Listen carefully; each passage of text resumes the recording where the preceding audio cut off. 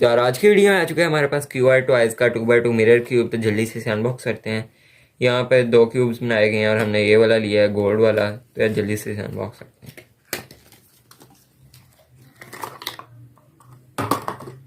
यार कितना शाइनिंग है यार, रिफ्लेक्शन हो रही है यार कैमरे में। तो यार इसकी टर्निंग को चेक करते हैं। ओह कितनी स्मूथ टर्निंग है यार इसकी।